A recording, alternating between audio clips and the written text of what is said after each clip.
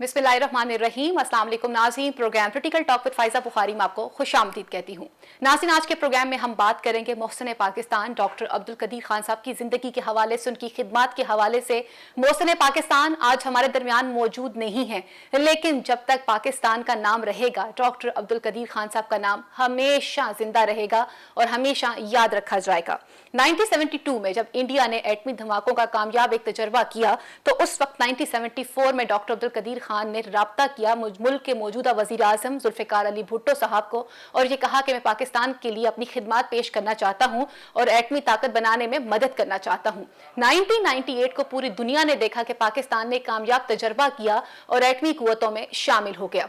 Doctor Abdul Qadeer Khan साहब हम में मौजूद नहीं है, लेकिन उनकी खिदमत को हमेशा याद रखा जाएगा। लेकिन वो बहुत से लोगों से नाराज चले गए। नाराजगी की वजह क्या थी?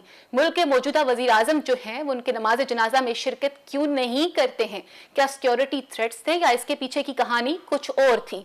वज़ीर आला सिंध मुराद अली शाह जो हैं वो कराची से आते हैं और जनाजे में शिरकत करते हैं, लेकिन उसके बावजूद बहुत सारी सियासी शख्सियात जो हैं उनकी नमाज जनाजा में नहीं जाती हैं। इसकी क्या कहानी है, ये आज के प्रोग्राम में जानेंगे और इसी के साथ हम बात करेंगे सीरत नबी सल्लल्लाहु अलैहि वसल्लम के हवाले से जो कॉन्फ्रेंस इस्लामाबाद में की गई। इमरान खान साहब ने खिताब करते हुए कुछ बातों पे बहुत ज़्यादा जोर डाला। एक तो पूरी दुनिया के सामने हमें इस चीज़ को बताना पड़ेगा कि आका दो जहान सल्लल्लाहु अलैहि वसल्लम जो हैं वो रहमतुल लिल आलमीन हैं। हम उनकी ज़िंदगी से बहुत कुछ सीख सकते हैं, लेकिन इंतहाई अफसोस से कहना पड़ता है कि आज हमारा ख़ानदानी निज़ाम जो है वो कमज़ोर हो चुका हुआ है। हमने अपने ख़ानदानी निज़ाम को बेहतर करना है, अपने मजहबी अकायद को बेहतर करना है और अपनी तरबियत के ऊपर गौर भी करना है। इसी सिलसिले में हमने देखा कि उन्होंने सीरत नबी सल्लल्लाहु अलैहि वसल्लम के हवाले से बात करते हुए रहमतुल लिल आलमीन अथॉरिटी बनाने का भी ऐलान किया और ये भी कहा कि हमने आका दो जहान सल्लल्लाहु अलैहि वसल्लम की सीरत को सबके सामने लेकर आना है और बीइंग अ मुस्लिम हम सब इस बात पे फख्र महसूस करते हैं, हम आका के उम्मती हैं और उनके नाम पर अपनी जानों का नजराना पेश करने के लिए भी तैयार हैं। इन तमाम चीज़ों पर बात करने के लिए स्टूडियो में मेरे साथ पैनल में मौजूद हैं, हमें ज्वाइन कर रहे हैं सीनियर एनालिस्ट है मुस्तफ़ा कमाल पाशा साहब, उनके साथ मौजूद हैं फ़याज़ वड़ाई साहब और टेलीफोन लाइन पर हमारे साथ मौजूद होंगे सीनियर सहाफ़ी राना अजीम साहब। पाशा साहब, सबसे पहले मैं आपसे जानना चाहूँगी, अगर हम बात करते हैं डॉक्टर अब्दुल कदीर खान साहब की खिदमत के हवाले से, तो हम देखते हैं कि 1972 में जब इंडिया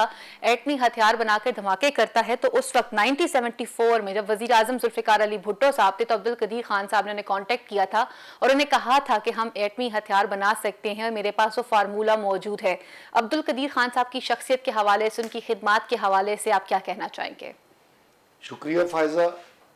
मैं तारीख़ के एक तालिब इल्म के तौर पे मेरा ये कंसिडर्ड ओपिनियन है कि पाकिस्तान की तारीख़ में सिर्फ दो अफराद ऐसे गुज़रे हैं जिन पर पाकिस्तानी कौम का ला रैब कंसेंसस है कि वो पाकिस्तान के मोहसिन, पाकिस्तान के हीरो थे। एक कायद आज़म मोहम्मद अली जिन्ना और दूसरे अब्दुल कदीर खान साहब। इन दोनों जो साहिबान हैं, इनकी सबसे बड़ी जो एक खसूसियत है, जो अल्लाह ताला ने इन दोनों शख्सियत को वदियत की जी। तारीख में बेशुमार बड़े इंसान गुजरे हैं जिन्होंने बड़े बड़े नज़रियात दिए, बड़े बड़े मंसूबे दिए, लेकिन वो उनको अपनी ज़िंदगी में कामयाबी से हमकिनार होते नहीं देख सके। कायद आज़म मोहम्मद अली जिन्ना की सबसे बड़ी जो खूबसूरती है उनकी शख्सियत की और उनकी अल्लाह की पसंदीदगी की जो शहादत है वो ये है कि उन्होंने जिस चीज़ का परचम उठाया उनको अपनी ज़िंदगी में वो कामयाब होते हुए भी देखा। उन्होंने पाकिस्तान के क़याम का मंसूबा उठाया, परचम उठाया और उन्होंने वो ममलकत बना के अपनी ज़िंदगी में दिखा दी।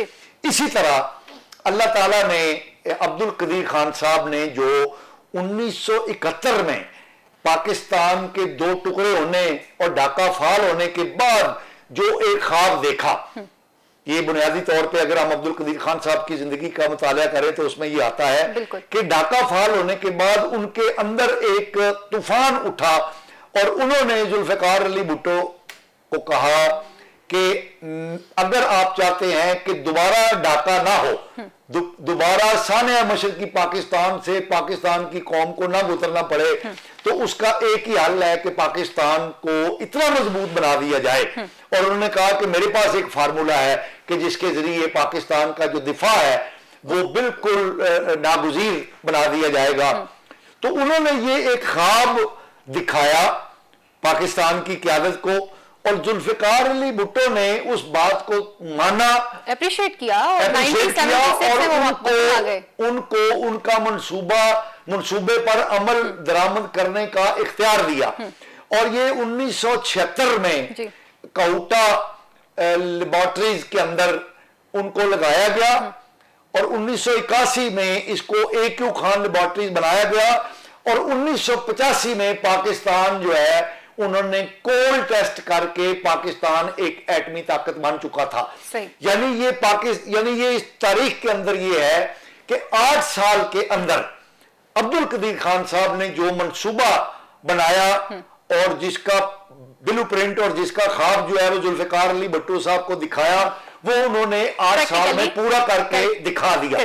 तो अब्दुल कदीर खान साहब की जो मुमासलत बनती है पाकिस्तान के बानी के साथ, वो जिस तरह बानी है पाकिस्तान ने पाकिस्तान बनाने का झंडा उठाया, कौम को बताया, इसी तरह वो कामयाब हुए। और इसी तरह अब्दुल कदीर खान साहब जो है उन्होंने एटमी बम बनाने का जो ख्वाब देखा उसको पूरा किया, उसको पूरा करके कौम को दिखा दिया। आप ही की बात को आगे बढ़ाऊंगी। फयाज बड़ाई साहब, हम देखते हैं कि 1998 के अंदर हम जो है वो एटमी धमाके करते हैं और पाकिस्तान जो है वो पूरी दुनिया में एक एटमी ताकत के तौर पर उभर के सामने आता है। और अब्दुल कदीर खान साहब की जिस तरह से काविश रही, और वो जैसे बात खुद उन्होंने कर दी पाशा साहब ने कि एक पेट्रियोटिक पाकिस्तानी उनके अंदर तब जाग रहा है कि जब वो देखते हैं कि सकूत ढाका होता है, और उसके बाद फिर वो कॉन्टेक्ट करते हैं मुल्क के मौजूदा वजीर आजम जुल्फिकार अली भुट्टो साहब को और कहते हैं कि मैं आपकी खिदमत कर सकता हूं, पाकिस्तान के काम आ सकता हूं और मुझे इस मंसूबे को आगे लेकर चलना है। मुल्क के मौजूदा वजीर आजम उस वक्त जो थे, उन्होंने उनको यहाँ पे बुलाया, और उन्होंने जिस तरह से एटमी ताकत पाकिस्तान को बनाया, आज वो शख्सियत हम में मौजूद नहीं है। उनकी खिदमात को किस तरह से देखते हैं आप? फ़ायदा अब्दुल कदीर खान साहब के हवाले में जो हम बात बड़े वसूख से साथ कह सकते हैं और यकीन के साथ कह सकते हैं कि उन्होंने 2 काम किए जी। एक काम उन्होंने ये किया कि पाकिस्तान का जो एटमी प्रोग्राम है उसको शुरू किया। दूसरा जो उन्होंने बड़ा काम किया वो पाकिस्तान के एटमी प्रोग्राम को उन्होंने बचाया भी जी। भोपाल से जब ये कराची आए जवान थे, कराची से फिर ये हॉलैंड चले गए, इंजीनियर थे वहाँ पे, तो वहाँ से उन्होंने कुछ चीज़ें देखी, पढ़ी, रिसर्च की, सोच थी उनकी। तो उन्होंने एक भुट्टो साहब को ख़त लिखा। लकीली वो ख़त सुर्ख फीता की नज़र नहीं हुआ या किसी सरकारी अफसर की टेबल में उसके दराज में पड़ा नहीं रहा। वो ख़त जो है वो भुट्टो साहब को मिल गया, और भुट्टो साहब ने भी उसको रूटीन में नहीं लिया कि ख़त है ठीक है पढ़ के रख दिया है। उन्होंने भी इसको सीरियस लिया। यहाँ से पाकिस्तान की जो किस्मत है वो बदलती गई कि ये दोनों छोटे से इवेंट दोनों जगह से सीरियसली लिए गए। और फिर वो भुट्टो साहब के पास आया, जब भुट्टो साहब ने बुलाया, और फिर भुट्टो साहब ने कहा कि यहीं रहे। हालांकि उनकी बीवी बच्चे हॉलैंड में थे और वो बड़ी अच्छी ज़िंदगी गुजार रहे थे, तो उन्होंने फैसला किया कि मैं पाकिस्तान में रहूँगा। इसके बाद भुट्टो साहब चले गए तो जनरल ज़िया आ गए। जनरल ज़िया देखिए, लीडर जो भी पाकिस्तान में आया उसने कोशिश की कि पाकिस्तान का जो एटमी प्रोग्राम है इसको जारी रखा जाए। इसमें हम सियासत से बाला तार होकर देखें तो तकरीबन हर लीडर ने इस मामले को जारी रखा। फिर उसके बाद जो भी हुकूमतें आई, मियां नवाज शरीफ आए, और फिर अल्टीमेटली 1998 में एटमी धमाके हो गए जो उन्होंने अपने सामने देखे। बिल्कुल। उसके बाद जो सूरत हाल बनी, ये तो उन्होंने था कि ये प्रोग्राम जारी किया और मुकम्मल किया। उसके बाद एक और प्रेशर आया पाकिस्तान पे। पाकिस्तान के पास जो एटमी ताकत थी इस पर प्रेशर आया और इन्वेस्टिगेशन हो गई, जो भी इसके खिलाफ साजिशें, सारा कुछ शुरू हो गया। और फिर एक ऐसा वक्त आ गया कि इंग्लिश मीडिया ने और अंग्रेज़ों ने और खास तौर पर अमेरिका ने कहा कि हमारे पास सबूत हैं कि पाकिस्तान के जो हाई प्रोफाइल लोग हैं वो जो एटमी राज है उनको दूसरे मुल्कों 1979 में हॉलैंड की अदालत के में जो है वो अब्दुल कदीर खान साहब के खिलाफ एक केस चलाया जाता है, जिसमें बताया वो ये मुद्दा पेश करते हैं कि उन्होंने बहुत सारे अहम राज जो हैं वो चोरी किए हैं। वो मसाइल थे जो उनको पेश आए जब वो प्रोग्राम पर अमल दरामद कर रहे थे। इस तरह के उनको बहुत सारे मसाइल पेश आए, उनके खिलाफ बहुत सारी साजिशें भी हुई, कारियाँ भी हैं। उनके पीछे भी लोग लगे जो इंटेलिजेंस के लोग थे और दुनिया भर से लोग उनको मॉनिटर करते रहे। जब ये अमल दरामद हो गया, एटम बम बन गया, तो उसके बाद एक नया दौर आया कि पाकिस्तान के जो लोग हैं ये इस एटमी पावर्स को, एटमी राज को संभाल ही रहे और ये दूसरे मुल्कों को फरोख्त कर रहे हैं। और इस बारे में कुछ सबूत थे या नहीं थे, लेकिन कुछ सबूत भी दे दिए गए हुकूमत पाकिस्तान को। और एक वक्त ऐसा आ गया, इस पॉइंट को सॉरी अकता कलामी की माजरत चाहती हूँ, इसको आगे लेकर चलूंगी आप ही की तरफ से।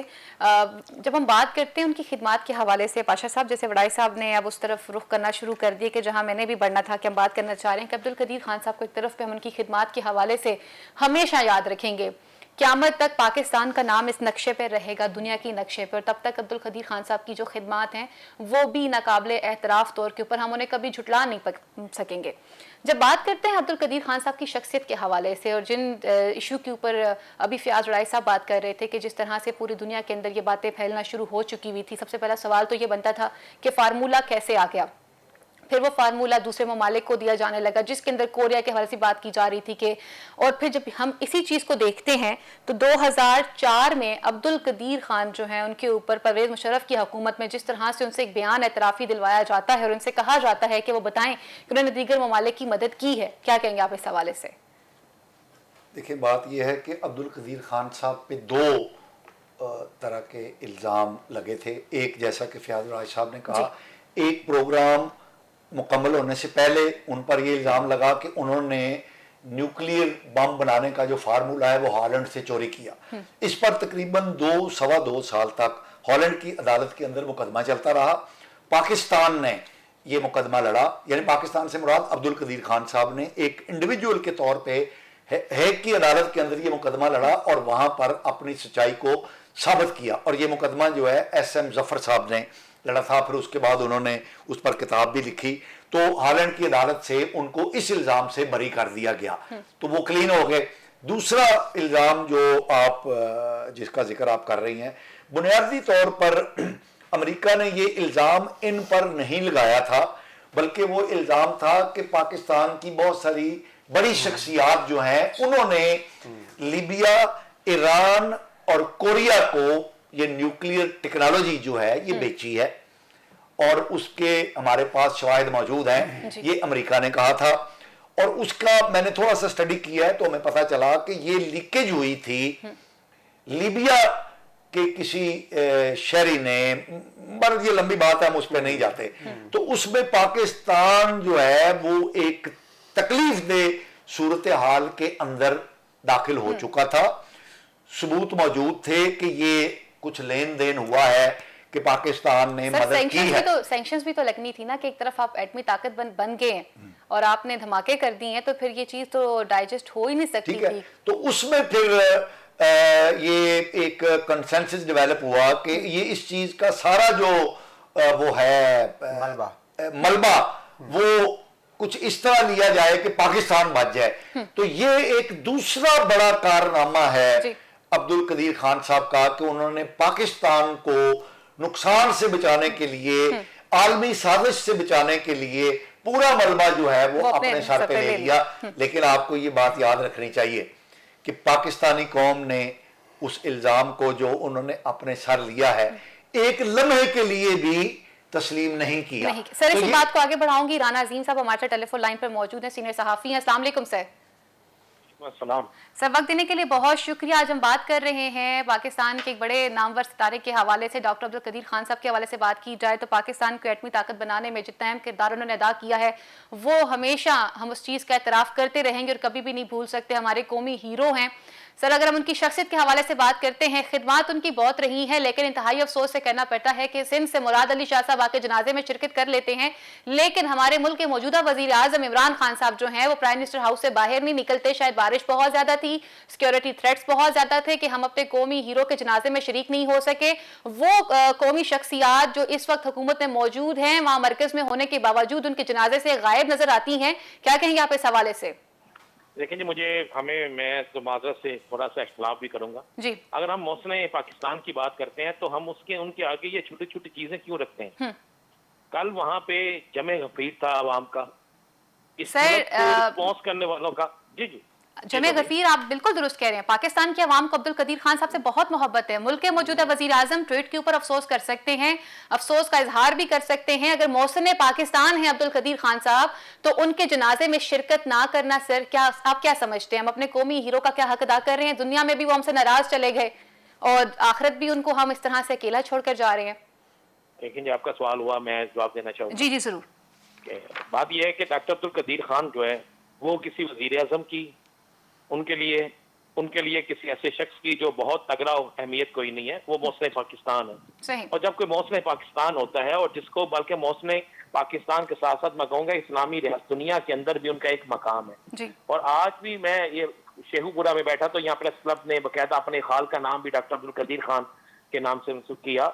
और मैं एक बात पर क्लियर कर दूं, रात से ये 6 दफा ये बात क्लियर हो चुकी है कि सिक्योरिटी थ्रेट्स की वजह से, सिक्योरिटी रीजन की वजह से, अगर वो किसी भी जनाजे में वजीर आजम चला जाते हैं, आर्मी चीफ चले जाते हैं और दीगर शख्सियात चली जाती हैं, तो उसके बाद ये होता है कि आम आदमी जो होता है वो दस्ते हाकी से इतना दूर हो जाता है जिसकी इंतहा कोई नहीं है। आम आदमी के लिए सिक्योरिटी रिस्क बन जाता है। वहां पे अगर ये सारे चले जाते तो कहा जाना था कि अपराध को वहां पे शिरकत से रोक दिया गया।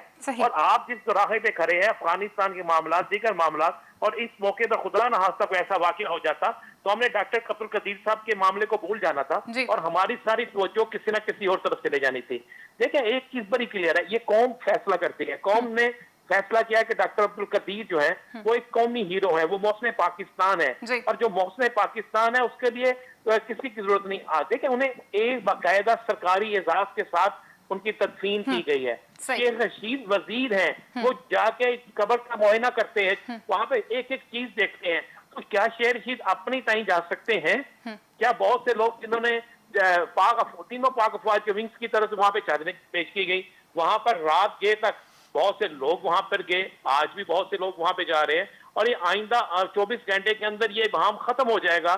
ये जो एक बहस कर रही है कि कौन किया कौन नहीं किया, आइंदा 24 घंटे में मैं आपको बिल्कुल ब्रेक करता हूँ। सिक्योरिटी के पॉइंट ऑफ व्यू से बहुत सी चीजें हो सकती है, लेकिन आइंदा 24 घंटे में ये चीजें क्लियर हो जाएंगी। अब हमें असल बात ये सोचनी है, असल चीज ये है कि क्या मौसम पाकिस्तान ने जो कुछ किया, क्या हम उसकी कीमत अदा कर रहे हैं, उनका सिला दे रहे हैं कि नहीं दे रहे?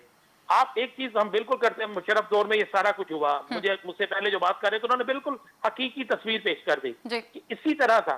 लेकिन आप ये भी तो क्रेडिट दें इस मुल्क को कि अमेरिका के भरपूर प्रेशर के बावजूद भी, अमेरिकी कुव्वतों, इसराइल के, भारत के पुष्टपनाही और दीगर कुव्वतों के प्रेशर के बावजूद भी डॉक्टर अब्दुल कदीर पाकिस्तान में ही रहे। उनके ऊपर ज़ाहिर तो कुछ पाबंदियां थी, लेकिन उसके बावजूद हमने दिया नहीं उसे। बिल्कुल, उनके बेशतर इंटरव्यूज पड़े हुए हैं जिसके अंदर जब उन्हें नजरबंद किया गया है वो बहुत सारे एतराजात भी करते हुए और बहुत सारी शिकायत करते हुए भी नजर आते हैं डॉक्टर अब्दुल कदीर खान साहब जब वो जिंदा थे। जी बिल्कुल सही। देखिए मैं कह रहा हूँ कि बहुत सी चीजें ऐसी हैं जो मीडिया में नहीं आ सकती, बहुत से मामला ऐसे हैं जिसे आप और मैं डिस्कस नहीं कर सकते जानते हुए भी। जी। उसके बहुत से रीजन होते हैं, इस मुल्क के लिए जरूरी होता है, इस मुल्क के कुछ मामला होते हैं उनके लिए जरूरी होता है। अब देखिए एक बड़ा सिंपल फैक्ट, मैं भी वही बात कर रहा हूँ, कोई किसी का मुख्ताज नहीं होता। हादम हुसैन रिजवी साहब के वसाल के बाद कोई वजीर आजम वहां जाए ना जाए, कोई जाए ना जाए, लोग जो मोहब्बत करते थे, जो सरकार दो आलम सल्लल्लाहु अलैहि वसल्लम के दीवाने थे, वो जोगदार जब पहुंचे अपनी ट्रांसपोर्ट पे हर चीज पहुंचे, लोग आज भी उन्हें याद करते हैं। राना साहब आपका पॉइंट मेरे पास आ चुका है, इसी पॉइंट को आगे लेके चलूंगी, आगे बात करूंगी मैं फयाज वड़ाई साहब से। फयाज वड़ाई साहब, बड़ा खूबसूरत शेर डॉक्टर साहब ने जो लिखा था, गुजर तो खैर गई तेरी हयात कदीर, सितम जरीफ मगर कूफियों में गुजरी है। राना अजीम साहब ने बड़ी खूबसूरती से एक बात कही है कि मौसम पाकिस्तान जो है वो किसी के मोहताज नहीं है, ना वो किसी भी इदारे के मोहताज है कि कोई बिल्डिंग जो है उनके नाम से मंसूब कर दी जाए, और ना वो किसी के एजाज के मोहताज है, क्योंकि वो तो मौसम पाकिस्तान और हमेशा याद रखे जाएंगे। लेकिन मैं अभी भी वही सवाल करना चाहूंगी सर, हमारा कौमी हीरो जिसके ऊपर नजर पूरी दुनिया की है, और जैसे आप दोनों हजरात ने पहले उनकी शख्सियत को डिस्कस करते हुए ये बात भी बताई कि बहुत सारे इंटेलिजेंस के लोग उनके पीछे लगे हुए थे, लोग उनको फॉलो करना शुरू हो चुके थे, फार्मूला कैसे आया, फिर उनके ऊपर जब बहुत सारे इल्जामात लग जाते हैं। सर आज मौसम पाकिस्तान दुनिया से जा रहे हैं और उसमें उनकी नमाज जनाजा में अगर सीएम साहब मौजूद है, उन्होंने बड़ी खूबसूरती से राना अजीम साहब ने कहा कि इस तरफ हम अफगानिस्तान के इशू को लेकर खड़े हैं, कोई भी बात हो सकती थी। मुराद अली शाह साहब की जो पिक्चर ट्विटर पे आई है, मैं बिल्कुल भी उनकी स्पोक पर्सन नहीं हूँ, ना उनकी सपोर्टर हूँ, लेकिन जो उनकी पिक्चर्स हमने देखी ही है। कहीं से भी नहीं लग रहा कि एक सूबे का जो सीएम है वहां पर मौजूद है, एक आम आदमी की तरह एक अपने हीरो के जनाजे में खड़े हुए हैं। तो क्या मुल्क के मौजूदा वजीर आजम वहां पे कुछ देर के लिए, कुछ लम्हों के लिए शिरकत नहीं कर सकते थे? अगर उनके जसदे हाकी को लोगों से ही सामने रखना था, और अगर आप ये समझते हैं कि प्राइम मिनिस्टर के जाने से प्रॉब्लम होनी थी, तो प्राइम मिनिस्टर शायद कुछ लम्हों के लिए जाके विजिट कर सकते थे, लेकिन प्राइम मिनिस्टर वहां नहीं गए। इस जस्टर को आप कैसे देखेंगे? राना साहब ने अच्छी तरह समेट दिया ये सारी बात कि हुकूमत का क्या फॉल्ट है और जो बड़े बंदे नहीं गए। मैं समझता हूँ कि ये अब्दुल कदीर खान की एक बहुत बड़ी खुशबख्ती थी कि उन्होंने शुरू से जब से उनका नाम, पाशा साहब मेरे साथ एग्री करेंगे, जब से उनका ये नाम आया कि वो किस पर एटम बम बनाने जा रहे हैं, जो एटमी तवानाई के प्रोग्राम में वो शमूलियत है उनकी, वो सारी तैयारी कर रहे हैं, तो हर बंदे से, हर पाकिस्तानी से उनको एक बेमिसाल मोहब्बत मिलनी शुरू हो गई। और मोहब्बत का ये सिलसिला तवातर से जारी रहा जो अभी तक कायम है। और ये सही कह रहे हैं राना साहब कि जो मोहब्बत उनको आवाम ने दी है, जो पसीर आई आवाम के दिलों में उनकी है, वो शायद वो तो डॉक्टर साहब खुद वसीयत भी करके गए थे ना कि मेरा जो है वो जनाजा मैं बताऊं आपको फायजा के खान साहब एक बड़े आदमी थे, बड़ा इंसान था, और उसका कितना बड़ा दिल था, और उसमें सीने में कितने बड़े राज से आप सोच सकती हैं। एटमी राज मामूली बात होती है, एटमी राज हासिल करना, फिर एटम बनाना, फिर उनको अपने उसके बाद नजरबंद हो जाना, वो एक बात की बात अपने सीने में समेट कर रखना, और किन किन मुश्किलात को, वही जो कम कह रहे हैं कि जब वो प्रोग्राम जारी रखे हुए थे कितने कितने प्रेशर उन पे आए, कहाँ से उसने आइडियाज़ ले होंगे, किस से उन्होंने रिसर्च जो है वो ली होगी। तो ये कितना बड़ा सीना था, उसके बाद जो प्रेशर आया वो उनके सीने ने किस तरह समेटे, और जो अपनों ने और गैरों ने उनके साथ सलूक किया, जिसका कभी कभी वो गिला भी करते थे, कभी कभी वो शिकवा भी करते थे, उनके चेहरे पे मुस्कुराहट भी आती थी आखिरी दिनों में, तो थोड़ी सी मसनूई सी होती थी, एक तलखी सी उनकी। आप मुस्कुराहट देखें ना जो लास्ट उनके प्रोग्राम्स हुए हैं या स्क्रीन पे आए हैं, तो उसमें एक अजीब सी तलखी नजर आती है। सर गिला करते हुए नजर आते हैं कि मैं बीमार हो गया हूँ, मेरी तीमारदारी कोई नहीं कर रहा, मेरी इबादत कोई नहीं कर रहा, मेरे से कोई खबर खैर नहीं लेगा। बहुत सारे राज लेकर, बहुत सारे एटमी राज और बहुत सारे अपने साथ होने वाले सलूक और अपनी एक बहुत बड़ी कहानियाँ हैं उनके सीने में, वो सारी कहानियाँ लेकर आप इस दुनिया से चले गए हैं। तो मैं समझता हूँ कि अब वो जो उनका जाना है बहुत सारे चीज़ों को समेट गया है, और बहुत सारी चीज़ें वो अपने साथ ही लेकर गए हैं जो किसी को शायद नहीं बताएंगे और शायद किसी को पता भी ना चल सके, लेकिन हिस्ट्री में उनका नाम, पाकिस्तान की हिस्ट्री में उनका नाम हमेशा। पाशा साहब ने एक बड़ी अच्छी बात की थी, सिर्फ पाकिस्तान नहीं इस्लामी दुनिया, बल्कि मैं कहूँगा कि इस्लाम को ताकत बनाने के लिए उनका जो फरीज़ा सर अंजाम दिया है वो मुसलमान याद रखेंगे, हमेशा याद रखा जाएगा। सर जब तक इस दुनिया पे पाकिस्तान का नाम जो है वो कायम दायम रहेगा, डॉक्टर अब्दुल कदीर खान साहब का नाम हमेशा कायम दायम रहेगा। अगले इशू की तरफ बढ़ती हूँ, कुछ बात करना चाहूँगी। पाशा साहब, रबीउल अव्वल के महीने का आगाज़ हो चुका हुआ है। कल इमरान खान साहब जो हैं वो सीरत नबी कॉन्फ्रेंस से खिताब कर रहे थे, और वहाँ पर उन्होंने बहुत सारी बातें की, जिसमें उन्होंने सबसे पहले ये बात कर दी कि आका दो जहां सल्लल्लाहु अलैहि वसल्लम की जो ज़िंदगी है वो हमने हर किसी को बतानी है, प्रैक्टिकली आका की लाइफ कैसी रही। इसी के साथ साथ सर उन्होंने कुछ बातें भी कर डाली, हमारे माशरे में जो इस वक्त बिगाड़ आ चुका हुआ है उसके हवाले से उन्होंने बात की है कि हमारा जो कल्चर है हम उससे दूर होते चले जा रहे हैं, जिसमें उन्होंने मीडिया के किरदार पे बात की, कुछ जिसे कहते हैं फैमिली वैल्यूज पर उन्होंने बात की है। तो पाशा साहब आप क्या समझते हैं कि इस वक्त जिस तरह से जुराइम दिन ब दिन ज्यादा होते चले जा रहे हैं या उनकी रेशो ज्यादा होती चली जा रही है, रेप केसेस जो हैं वो बढ़ते चले जा रहे हैं, तो आप इन चीजों को किस तरह से देखते हैं? फायजा, इमरान खान साहब हमारे जो वज़ीर आज़म हैं जी, इन्होंने अपनी कम्युनिकेशन स्किल्स के साथ, अपने जोशो जज्बे के साथ पाकिस्तान के नौजवान तबके को, पाकिस्तान के पढ़ी लिखी ख़वातीन हज़रात को मुतासिर किया है। बिल्कुल। और ऐसे नौजवान, ऐसे तबकात जो सिर्फ ठंडे कमरों में बैठ के टेलीविज़न देख के वक्त गुजारते थे, उनको सियासी जद्दोजहद पे आमादा किया है। ये इनका एक बहुत बड़ा क्रेडिट है जी। दूसरी बात, जो उन्होंने पाकिस्तान में इस्लाम पसंद तबकात थे, जो सादा से दीन मोहम्मदी के साथ जुड़े हुए लोग थे, जो इस्लाम के साथ जुड़े हुए लोग थे, उनको भी रियासत मदीना का तस्वुर देकर इमरान खान साहब ने उनको भी अपने हल्का असर में शामिल कर लिया है। ये मैं समझता हूँ कि इमरान खान साहब की एक बहुत बड़ी कामयाबी है कि उन्होंने दो डाइवर्जेंट तबकात को, यानी मोस्ट मॉडर्न जो लोग हैं उनको भी और जो दीनदार तबका है उनको भी अपना गर्विदा बनाया है जी। और रियासत मदीना का तस्वुर देख के उन्होंने कौम को पीछे लगाया है। सही। उस वाले से मैं उनकी तकरीरों का बहुत कदरदान हूं। वो बड़ी प्यारी खूबसूरत बातें करते हैं और बजा तौर पर करते हैं, लेकिन गुजरे 3 सालों के दौरान मैं ये समझता हूं कि जो जुराइम की रफ्तार बढ़ी है जी। जो महंगाई की रफ्तार बढ़ी है, जो सरकारी इदारों की अदम कारकर्दगी में इजाफा हुआ है जी। ये वो तमाम चीजें हैं जिनका ताल्लुक जो है वो रियासत के साथ है। अब जो जुराइम होते हैं तो अब ये कह देना काफी नहीं है कि ये जुराइम बढ़ रहे हैं और ये यूं नहीं होना चाहिए। अब अगर सरकारी इदारे कारकर्दगी नहीं दिखा रहे तो ये कह देना काफी नहीं है कि एक्शन लेना जरूरी है जी। अब एक्शन लेना अब ये जिम्मेदारी किसकी है? रियासत। अगर जुराम बढ़ रहे हैं, अगर सरकारी इदारे कारकर्दगी नहीं दिखा रहे, अगर महंगाई बढ़ रही है, अगर ये सारे मामलात डाउन ट्रेंड की तरफ जा रहे हैं, कमजोरियां दिखा रहे हैं, तो ये किसका काम है? रियासत का काम है। और रियासत के इस वक्त हेड कौन है? इमरान खान साहब है। तो अब ये जो बातें उनकी मुझे अच्छी लगती थी तकरीरों में, अब वही बातें वो दोहरा रहे हैं, अमलन कुछ नहीं कर रहे। तो अमलन कुछ नहीं कर रहे। तो ये मैं समझता हूं कि अब ये जो बात उनके क्रेडिट में पहले जाती थी 3 साल पहले, और वो बात करते हुए मुझे बहुत अच्छे लगते थे कि वो निशानदेही जिन चीजों की कर रहे थे वो वाकई वो चीजें थी जिनकी वो निशानदेही कर रहे थे। लेकिन अब निशानदेही करना उनका फर्ज नहीं है, बल्कि उनका गला घोंटना, उन बुराइयों का, उन कमजोरियों का गला घोंटना, उनकी गर्दन काटना उन बुराइयों की, ये किसकी ड्यूटी है? रियासत की। और रियासत के हेड वो है। इसी पॉइंट को आगे लेके चलूंगी। राना अजीम साहब, आपसे जानना चाहूंगी, कहते हैं कि एक सहाफी हमेशा सच लिखता है और सच को सामने लेकर आता है। कल खान साहब ने बड़ी खूबसूरत जो है वो एक खिताब किया, और खूबसूरत खिताब के जो बेहतरीन पॉइंट्स थे वो खानदानी निजाम था, जिसपे वो बात कर रहे थे, अपनी सकाफत के हवाले से बात कर रहे थे। फिर उन्होंने कहा हमें अपने मजहबी अकायद को पढ़ना चाहिए। फिर उन्होंने तैयब बर्दगान साहब की मिसाल दी कि उन्होंने किस तरह से एक इस्लामिक हीरो पे एक ड्रामा बनाया, और उस ड्रामे को मैं पाकिस्तान इसलिए लेकर आया ताकि यहाँ पे लोगों को मालूम हो सके कि हमारे अकायद क्या हैं।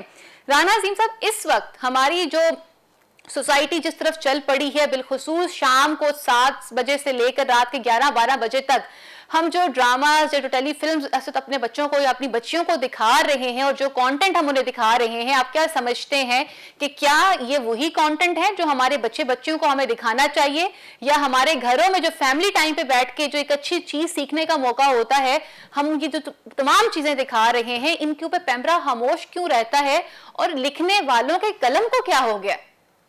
बहुत अच्छी बात आपने की, और मैं पहले तो एक चीज मैं बिल्कुल क्लियर करूं जी। और एक बात हमें सबसे पहले अपने से एहतसाब करना होगा। बिल्कुल।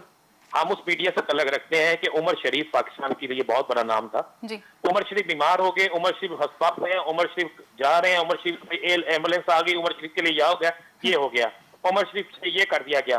क्या किसी टीवी ने ये दिखाया कि डॉक्टर अब्दुल कदीर साहब इतने दिन से हम थे? किसी ने भी नहीं दिखाया, नहीं जाता था, बिल्कुल भी नहीं दिखाया कि हम बेहिस लोग हैं। बिल्कुल।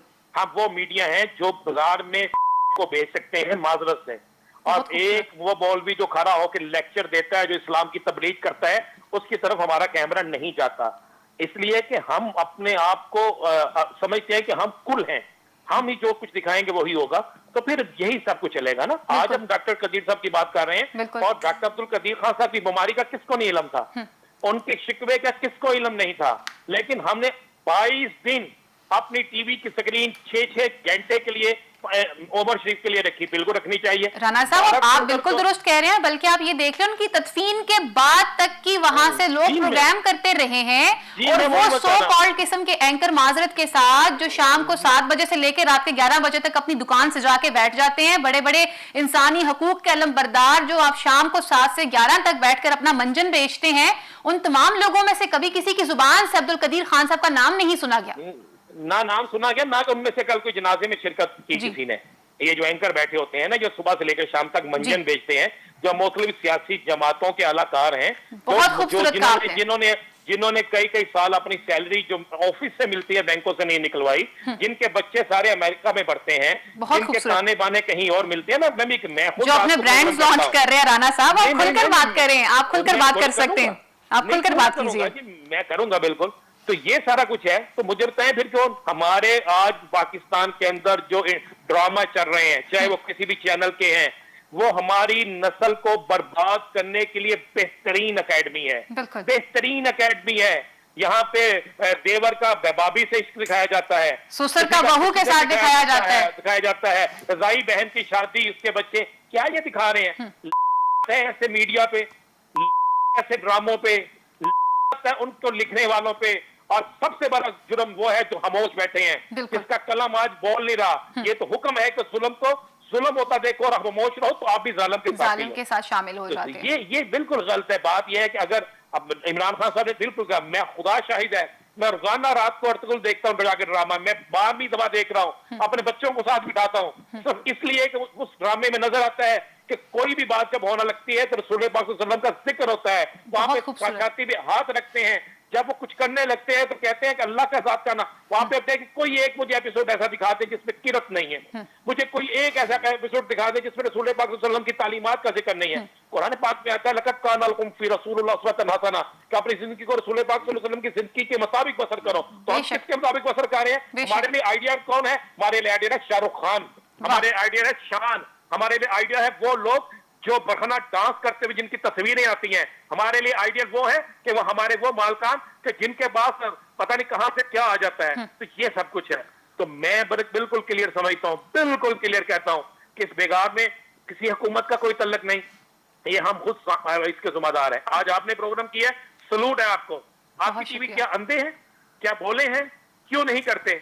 क्यों नहीं इस पे बोलते? क्या पाकिस्तान जो है, एक ड्रामा मुझे दिखा दे पाकिस्तान का, पाकिस्तानी ड्रामों में आपको इंडियन कल्चर नजर आएगा। बिल्कुल, हमने अपने कल्चर को तो छोड़ दिया राणा साहब, हमने तो ये तफरीक खत्म कर दी कि बहन बेटी बाप की क्या तमीज है। आज हमारी लड़कियां अपने हाथ में बैनर्स उठाकर कहती हैं मेरा जिस्म मेरी मर्जी, जिन्हें ये मालूम ही नहीं है कि हम जिस दीन से हम मुंसलिक हैं, वहां तो आपको बेटी के रूप में भी इज्जत है, बीवी के रूप में भी इज्जत है, बहन के रूप में भी इज्जत है, माँ के रूप में तो और दर्जा है। वो खवातीन, वो बच्चियां आज बैनर्स उठा के ऐसी बातें कर रही हैं। देखिए बिल्कुल अपने दोस्त का क्यों हम भूल गए कि एक औरत 4 अफराद को जन्नत में और 4 अफराद को जहन्नम में लेके जाएगी। एक मर्द 4 अफराद को जन्नत में, 4 अफराद को जहन्नम में लेके जाएगा। जब भाई नहीं बहन को समझाएगा, भाई नहीं माँ को समझाएगा, भाई नहीं बेटी को समझाएगा, अपनी बेटी को समझाएगा, भाई नहीं अपनी बीवी को समझाएगा, तो बेहयाई इसी तरह फैलेगी। कभी किसी ने मुझे बताया ना, हम क्यों नहीं इनको पकड़ के जूते लगते? ये जो हम मेरा जिस्म मेरी मर्जी, कौन सा जिस्म? तुम किस जिस्म से आई हो? तुम्हें नहीं पता? तुम्हारा बाप ना होता तुम ना होती। बिल्कुल। तुम्हें नहीं पता? तुम्हारा भाई ना होता तुम क्या होती? तुम्हारा खामद ना होता तुम्हारी आगे औलाद क्या होती? जी ऐसे मैं बड़ी खुल के आज माजरत से चैनल पे ऐसी गुफ्तगू नहीं होती, लेकिन आपने वो बात की, मैं आपके जज्बात की कदर करती हूँ। हमने इस माशरे की इस्लाह करनी है। बिल्कुल हमने माशरे की इस्लाह करनी है। तो इस इस्लाह के लिए फिर सिर्फ गुफ्तगू नहीं होगी, फिर हमें अपने से शुरू करना होगा। मुझे आगे बढ़ना होगा, फयाज बड़ाई साहब की तरफ बढ़ना होगा। उसके बाद पाशा साहब मैं आपका सवाल भी जरूर दूंगी। फयाज बड़ाई साहब, जब हम आज बात करते हैं अपनी माशरती इक़दार के हवाले से, इखलाक के हवाले से, कि हमने अपनी सोसाइटी के अंदर चेंज लेकर आना है, दुनिया को एक नई चीज़, एक नए सिस्टम से मुतारफ़ करवाना है, इंतहाई अफसोस से कहना पड़ता है कि आज हम अपनी वैल्यूज से दूर हो चुके हैं, हम अपने हीरो से दूर हो चुके हैं। बिलखुसूस आका दो जहान सल्लल्लाहु अलैहि वसल्लम की जो उसवा हसना है, उनकी जो आयात तैयबा है, वो क़यामत तक के लोगों के लिए मशले राह है। आज हमारे किसी भी ड्रामे के अंदर, आज हमारी किसी भी तहरीर के अंदर, आज हमारी किसी भी बात के अंदर दूर दूर तक वो चीज़ें नज़र नहीं आती हैं कि जो चीज़ें हमें माँ की गोद से मिलनी चाहिए थी, जो हमें अपने असासा से मिलनी चाहिए थी, जो हमें सोसाइटी में नज़र आनी चाहिए थी। आज हम अपने पहनावे को छोड़कर, अपने कल्चर को छोड़कर दूसरों के पीछे भागना शुरू हो चुके हैं और दूसरों के लाल मुंह को देखकर अपने मुंह पे खुद थप्पड़ मारे जा रहे हैं। फ़ायदा सच्ची बात यह है कि जब खान साहब कभी कभी मज़हब पे बात करते हैं या करते थे, तो मैं हमेशा डर जाता था कि खान साहब मज़हब पे गुफ्तगू शुरू कर दिया, कोई ऐसा जुमला ना बोल जाए गलती से कि वो मीडिया के हाथ लग जाए और खान साहब हमेशा करीब फंसे। लेकिन अब खान साहब आहिस्ता आहिस्ता मोहतात हो गए हैं और अब वो मज़हब पे बोलना जान गए हैं कि मज़हब पे बोलना कोई वो आलम तो फाजल तो है नहीं कि वो इतना कॉन्फिडेंस से बोलें, और लाइव बोलना बड़ा मुश्किल होता है। तो मैं समझता हूँ खान साहब ने जब कल जो तकरीर की है रहमतुल आलमीन के नाम से कॉन्फ्रेंस में, तो उन्होंने बड़ी अच्छी बातें की हैं। उन्होंने एक तो बहुत ज़बरदस्त बात की है कि ठीक है, हम जो ईद मिलाद है उसको शान व शौकत से मनाना चाहिए, बिल्कुल मनाएगी। और उसने बोजरा जो उन्हें उनको भी हिदायत किया कि वो उन फंक्शन में, उन महफिल में शामिल हो और बड़ी एहतराम और बड़ी रिस्पेक्ट के साथ। अच्छी बात की है कि जो आका दो जहान की ज़िंदगी है, जो उनकी तालीमात हैं, हमारे जो स्कॉलर्स हैं, हमारे जो पढ़े लिखे लोग हैं, उनको आगे आना चाहिए। और उनकी जो हकीकी ज़िंदगी है, जो असल में उनका मकसद था इनका दुनिया में, जो साहिब इखलाक लोग बनाना था, जो इंसान की एक इंसान साजी करनी थी, उस पैगाम को आगे लेकर आएँ और वो लोगों को बताएं कि उनके आने का मकसद क्या था और वो जो राह हिदायत है वो क्या है, उसकी तरफ लोगों को राव करें। जिस तरह हजूर ने ज़िंदगी गुजारी, उनके छोटे छोटे ज़िंदगी के जो पहलू हैं, जो छोटे छोटे रोशन रुख हैं, वो लोगों को दिखाएं। मैं वो बिल्कुल पाशा साहब वाली बात करूंगी कि आज रियासत के हुक्मरान खुद इमरान खान साहब हैं और वो इस तरह की चीज़ों पर क्यों नहीं नोटिस ले रहे, क्यों नहीं एक्शन ले रहे। मैं एग्री करता हूँ। रात को जब उन्होंने मिसाल दी हज़रत उमर की कि उन्होंने इस तरह के एक्शन लिए, तो आज वो हज़रत उमर वाले मकाम पर बैठे हुए हैं पाकिस्तान में, क्यों नहीं एक्शन ले रहे? खिलाफत में या जो भी हुकूमतों सरबराह बैठे हुए हैं, वो बातें नहीं, वो को आलम नहीं है कि किसी मेंबर पे बैठकर ऐसी बातें कर रहे हैं। ठीक है, मेंबर पे बैठकर आलम मौलवी और दूसरे लोग ऐसे बातें करते हैं, लेकिन उनको बात से ज़्यादा वो जवाबदेह भी हैं जी। उनको ये सोचना चाहिए कि अगर यहाँ बैठकर वो इंसाफ नहीं करेंगे, हुक्मरान पे जिम्मेदारियाँ बहुत बढ़ जाती हैं। ये भी खान साहब को सोच लेना चाहिए। इस्लाम और रियासत मदीना में हुक्मरान की जो जिम्मेदारियाँ हैं, वो आज जो हमारे मुआशरे में हुक्मरान हैं उनसे कई ज़्यादा हैं। तो क्या वो अपनी जिम्मेदारियाँ पूरी कर रहे हैं?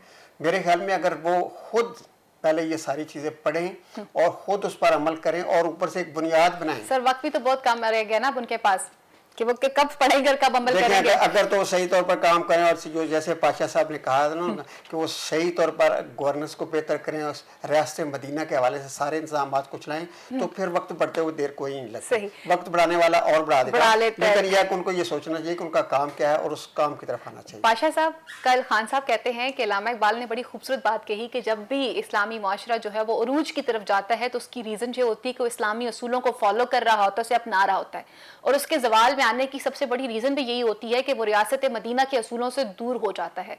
रियासत मदीना का स्लोगन मुल्क के मौजूदा वज़ीर आज़म इमरान खान साहब भी इस्तेमाल करते हैं। मैं आपसे पूछना चाहूंगी, जैसे वड़ाई साहब ने कहा कि वो अभी भी चाहें तो बहुत कुछ कर सकते हैं, तो आप क्या समझते हैं कि खान साहब को किन किन चीज़ों के ऊपर सीरियसली एक्शन लेना चाहिए? और बिलखुसूस कल अगर वो खानदानी निज़ाम के हवाले से बात कर रहे थे तो फिर उसमें पैमरा जो है वो क्यों खामोश नजर आता है, और वो तमाम चीज़ें जो हमारे कल्चर से मिलती जुलती ही नहीं है, जो हमारे कल्चर का हिस्सा ही नहीं है, उन्हें क्यों प्रमोट किया जा रहा है? आज हमारे अवार्ड शोज उठा के देख लीजिए, हमारी एक्ट्रेसेस के पहनावे बिल्कुल वैसे हो चुके हैं जैसे हॉलीवुड के अंदर आने वाली एक्ट्रेसेस के होते हैं, जैसे बॉलीवुड में फिरने वाली हीरोइंस के होते हैं। तो आप क्या समझते हैं इन तमाम चीजों को कौन ठीक करेगा? ये एक छोटा सा शेर है जी। तिफल से बू क्या आए माँ बाप के अतवार की, वाह, दूध दिया डब्बे का और तालीम दी सरकार की। वाह। देखें, आका दो जहान सल्लल्लाहु अलैहि वसल्लम ने जब खुतबा हज्जतुल विदा दिया, जिसको हम आलमी मंशूर के तौर पे दुनिया के सामने पेश करते हैं, तो उसमें उन्होंने सबसे पहले जिस चीज का जिक्र किया वो था सूद, और उन्होंने कहा कि मैं सबसे पहले अपने खानदान का सूद जो है उसको कलदम करार देता हूं। यानी सूद इतनी बड़ी लानत है कि नबी पाक सल्लल्लाहु अलैहि वसल्लम ने अपने आखिरी खुतबे में भी उसी का जिक्र किया। फायजा, हमारी पूरी मईशत जो है जी, वो IMF और IMF वर्ल्ड बैंक बिल्कुल और उसके सारे ऐसे इदारों पर है जिनकी बुनियाद सूद पर है, और हमारी मईशत को उसने जकड़ा हुआ है, और उस मईशत से ही मुआशरत बनती है, उस मईशत से ही सियासत चलती है। तो कुछ भी होने वाला नहीं है। ये रियासत मदीना जो है ये नारे की सूरत में ही रहेगी, यानी हमारी बुनियाद जो है वो सूद पर है। वो हमारे नबी पाक सल्लल्लाहु अलैहि वसल्लम के सभी हुक्म की नाफरमानी पर मबनी है, तो हम क्या मतलब उसमें बेहतरी की तवक्को कर सकते हैं? तिफल से बू क्या आएगी माँ बाप के एतवार की, यानी हम क्या रास्ते मदीना की रिफ्लेक्शन देंगे? कुछ भी कर लें, जब हम कर ही यानी रहे हैं अपने नबी के अहकामात की खिलाफ वर्जी पर, हमने अपनी रियासत को कायम रखा हुआ है, उसकी मईशत को कायम रखा हुआ है, तो उससे जो माशरत आएगी वो भी तो वही आएगी ना जिसका आप जिक्र कर रहे हैं। हराम की रिज़्क से हलाल के अतवार पैदा नहीं हो सकते, हराम की मईशत से हलाल की माशरत पैदा नहीं हो सकती। और खान साहब जो जिक्र कर रहे थे रात को अरतुल गाजी का, उसका तो जिक्र कर रहे हैं, उसकी सारी अच्छी बातें खान साहब को नजर आ रही हैं, तो खान साहब और उनका जो पैमरा है और दूसरे लोग हैं इंफॉर्मेशन मिनिस्ट्री के, उनको नजर नहीं आ रहा कि जिन ड्रामों की आप बात कर रहे हैं बिल्कुल वो क्यों नहीं नजर आ रहे, क्यों नहीं एक्शन ले रहे? वो है, और सारी रेटिंग और सारी एडवर्टाइज भी वो सारा ले रहे हैं, दिए जाते हैं, सारा बजट भी वो लेकर जा रहे हैं, तो उनको ये क्यों नहीं पूछ रहे कि जनाब आप किस मुल्क में रहते हैं? साहब बड़ी आपने खूबसूरत बात कही है। वो ड्रामे जिनका जिक्र आपने भी किया, फायजा ने भी किया, वो ड्रामे तो इस्लाम और रियासत मदीना तो दूर की बात है, किसी आम इखलाकी मेयार पर भी पूरे नहीं उतरते। बड़ाई साहब लास्ट में आपका मैं इसी वजह से कमेंट लेना चाहूंगी, फिर क्लोजिंग की तरफ बढ़ूंगी। आप मुझे बता दीजिए कि एक तरफ हम लोग जो है वो बात कर रहे हैं कि हम लोगों ने चीजों को बेहतरी की तरफ लेकर जाना है, लेकिन जब भी रबीउल अव्वल का महीना आता है तो अंदर का मुसलमान जाग जाता है, और जब कभी भी कोई हादसा या कोई सानिया पेश आता है तो हमारे अंदर की इंसानियत जाग जाती है। फिर हम एक हफ्ता या चंद दिन जो है हम उस पर भरपूर फोकस करते हैं, भरपूर बात करते हैं, खराज तहसीन भी पेश करते हैं, खराज अकीदत भी पेश किया जाता है, लेकिन फिर कुछ वक्त गुजरने के बाद हम अपनी पुरानी रवायत पर वापस आ जाते हैं। तो मुआशरा जो है वो कब तक इस मुनाफकत पर मजीद जो है वो जिंदा रहेगा, और इसके लिए हमें क्या करना पड़ेगा? देखिए फायदा, हम आका जो दो जहां पे दरूद सलाम भेजते हैं, करोड़ों दरूद सलाम उन पे, बेशक मसला सिर्फ ये है कि हम उन पे दरूद सलाम भेजते हैं, सारी बातें करते हैं, लेकिन जो अमल है, जो उनकी ज़िंदगी के हर पहलू है उसको नहीं देखते। जो ज़िंदगी गुजारने के गुर, जो ज़िंदगी गुजारने के फ़न उन्होंने बताए हैं, जो तामीर के तरक्की के रास्ते उन्होंने बताया, जिससे इन्होंने अभी सूद की बात की, तो जब आपने देखा कि आपने रियासत मदीना की तरफ जाना है तो ऐसे तमाम काम जो हैं वो रोकें, फिर आकाए दो जहान की ज़िंदगी को, सीरत नबी को अपनी ज़िंदगी में, अपने मुल्क में लाएं। आपको क्या रुकावट है? दुनिया कौन है जो आपको रोके? जब आप अपने मज़हब के मुताबिक, अपने आकाए दो जहान की तालीमात के मुताबिक ज़िंदगी गुजारना चाहें तो आपको कौन रोक सकता है? बेशक। तो इसके लिए आपको अल्लाह ताला ने भी इख्तियार दिए हैं, अवाम ने भी आपको इख्तियार दे रही हैं, आप वहाँ पे बैठे हैं, अपनी टीम बनाएं, और वो सारी चीज़ें जिन पर आप बातें कर रहे हैं, हम बातें कर रहे हैं, मीडिया बातें कर रहा है, जो गलत हो रहा है, मैं समझता हूँ कि हुकूमत को और प्राइम मिनिस्टर को चाहिए कि उन पर कंक्रीट किस्म के इक़दाम करें, क्योंकि अब उनका ये फर्ज है, उनको दोबारा मौका, और हमारी आवाम को बाइकआउट करना चाहिए, ऐसी तहरीरों का, ऐसे ड्रामों का, ऐसे लोगों का बाइकआउट करना चाहिए ताकि ये बंद हो जाए तमाम चीजें। वो तो एक मुआशरा बहुत आगे चला जाए ना, वो तो एक हद होती है जब मतलब ऊपर की सतह पर मुआशरा चला जाए ना, कि इनफरादी तौर पर भी लोगों के ज़हन इतने पुख्ता हो जाए कि वो कहेंगे नहीं यार ये गलत चीज़ है, हमने नहीं देखनी। तो जब एक गलत चीज़ को रेटिंग भी ज़्यादा मिल रही है, एक गलत चीज़ को बजट का भी बड़ा हिस्सा मिल रहा है, तो उनको तो हौसला अफजाई हो रही है, तो कौन रोकेगा? वो इदारे जिन्होंने इसको रोकना है। तो ये भी बात सही है आपकी कि हमें मीडिया को एजुकेट भी करना चाहिए लोगों को, और घर में वालिदैन को एजुकेट करना चाहिए कि हम ऐसे ड्रामे, ऐसी चीज़ें ना देखें। और आप हैरान होंगी, बल्कि आप खुद ही जिक्र कर रही थी कि बाज़ चीज़ें इतनी पस्ती की तरफ लेकर जाती हैं कि आप सास ससुर और अगर उसकी बहू बैठे वो ड्रामा देख रहे हैं और वहाँ उनका इश्क चल रहा है, तो किस लेवल की, किस सतह की सोच घरों में दाखिल हो रही है, अपनी आने वाली नस्लों को क्या सिखा रहे हैं, कोई पूछने वाला नहीं, और ये मौजे कर रहे हैं। और ये जो इस पे अवार्ड दिए जा रहे हैं लोगों को कि उसने ज़बरदस्त काम किया है, ऐसे ऐसे ड्रामे, और फिर उनके बाद सोशल मीडिया में देखें उनके लाखों करोड़ों उनके मद्दा है, और वो इस बात पर फख्र कर रहे हैं। जितने भी एक्टर्स हैं वो करिए, देखें मेरा तो 50 लाख से ऊपर चला गया, कोई कह रहे मेरा करोड़ से ऊपर चला गया है। तो मैं समझता हूं कि ये हमें पूरे मुआशरे को इनफरादी तौर पर भी कोशिश करनी चाहिए, और अल्लाह ताला ने जिनको इख्तियारात दिए हैं उनका भी ये फर्ज बनता है कि वो अपने इख्तियारात का सही इस्तेमाल करें, क्योंकि और इस मुआशरे की इस्लाह में अपना भी किरदार अदा करें। बहुत बहुत शुक्रिया मेरे मौजूद पैनल का। आखिरी सर जी अगर इजाजत दे दें, कंक्लूड करने में जी जरूर, ये जो भी हुआ है, जुबान से कह भी दिया ला इलाहा तो क्या हासिल, दिलो निगाह मुसलमान नहीं तो कुछ भी नहीं। कुछ भी नहीं। बहुत खूबसूरत बात फयाज बड़ाई साहब, जैसे आपने कहा कि हमें अपने माशरे के अंदर जो है वो जुराइम की रोकथाम भी करनी होगी, और इसके लिए जरूरी ये है कि हमें सीरत नबी सल्लल्लाहु अलैहि वसल्लम के बताए गए असूलों के मुताबिक अपनी जिंदगी को गुजारना होगा। अगले प्रोग्राम तक के लिए अपनी मेज़बान फायजा बुखारी को, मेरे मौजूद पैनल को इजाजत दीजिए। अल्लाह निगहबान। पाकिस्तान जिंदाबाद।